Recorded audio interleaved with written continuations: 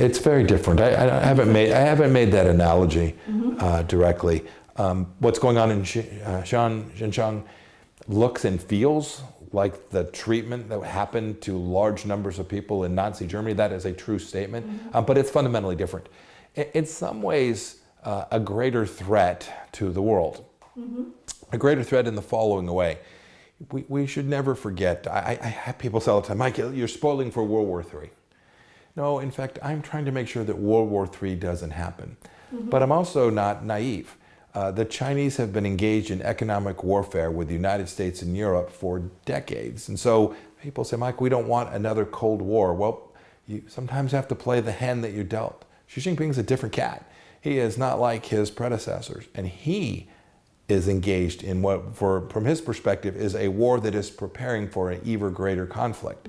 And that starts with economics, starts with propaganda and diplomacy. You know, we closed the largest spy operation ever conducted inside the United States, that the Chinese government was operating out of its consulate, its diplomatic facility in Houston, Texas. Think about that. Chinese spies in our country operating out of a diplomatic facility, and the US government had known this and did nothing until we came along. We shut it down, we set the program back a number of years.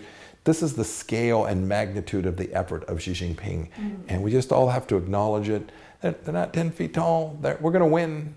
The West will prevail, but it is going to take determined, thoughtful leadership to get this right. And I pray that in America, this will be bipartisan.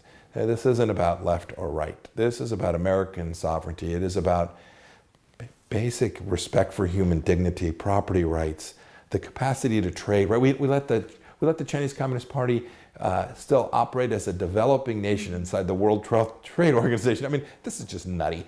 And so we have to recognize the facts as they are with China, not as we wish them to be. And when we do that, I'm convinced that a different kind of leadership will evolve inside of China.